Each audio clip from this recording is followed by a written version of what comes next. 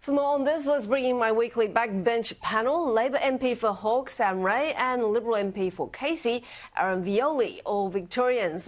Great to have you on the show. Let's start by talking about the past story, which is obviously what's going to happen in the budget. A tough balance between spending for now and a saving for later.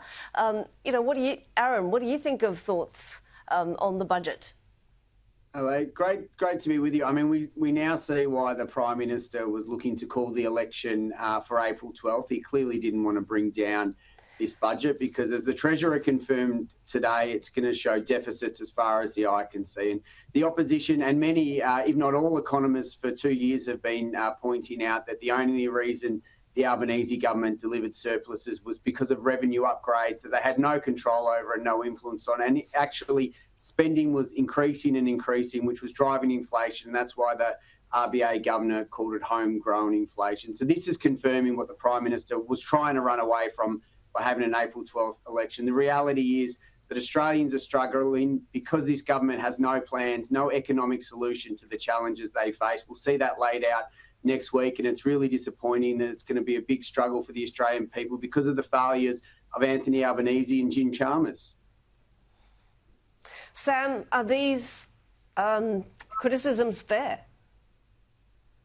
No, absolutely not. The Liberal Party have a very short memory. Let's just recap. It's only 3 years since the Labor government were elected, and the Scott Morrison government were turfed out by the Australian people for very good reason. They left Australians with $1 trillion of Liberal debt. Just think about that, $1 trillion of Liberal debt. Of course, we knew that the inflation issue peaked when Scott Morrison was still the Prime Minister. The Reserve Bank began putting up interest rates while Scott Morrison was still the Prime Minister. So we inherited a very difficult budget situation and a difficult economy to manage as a result of the Liberal government's mismanagement of our economy. I mean, they didn't even manage to order vaccines in time. So there was nothing that you could rely on that Liberal government for. And just 3 years later, we've delivered multiple budget surpluses. All of the budgets that the federal Labor government have delivered have been in surplus up until this one. So we've turned their $1 trillion of debt and their decade of budget deficits into 2 budget surpluses, which we've then been able to fund critical things such as our Medicare system from. So this has been a massive turnaround. Now, we know that these natural weather disasters have big impacts on our economy. And as has been laid out today, there's a $1.2 billion hole blown in our economy by the terrible disaster in Queensland and northern New South Wales. And the Liberal Party trying to play politics with these things is very unbecoming and shows no respect to the people of Queensland and New South Wales, people who've had their lives, their homes and their livelihoods put at risk through this process. Moving on to the subject of the day, the CFMEU and allegations of corruption.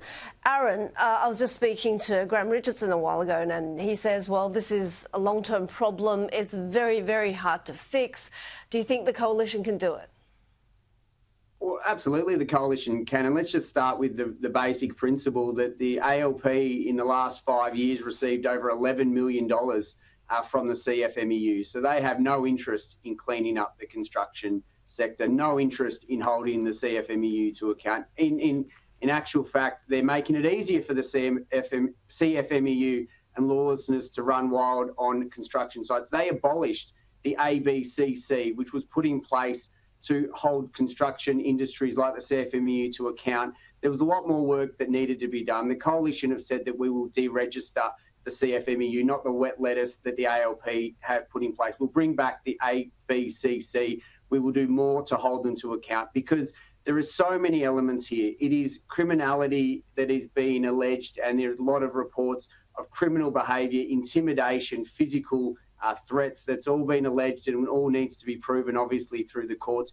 But also we're seeing reports that taxpayer money is being rorted and there's fraud is being undertaken, people being paid to not turn up. That's why we're seeing, big build projects, taxpayer money being used, projects blowing out after. So there's a lot of elements to this. The ALP at a federal level and the state level have shown no inclination, no desire to step into this. It's taken 60 minutes to bring this to light again. So we can have no confidence in the ALP that they're going to address this because they have that conflict of interest of that $11 million.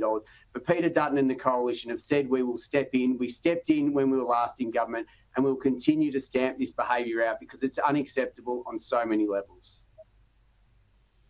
Sam, given that the union is so strong and the culture is so entrenched, is the solution as simple or simplistic as the Liberals have said?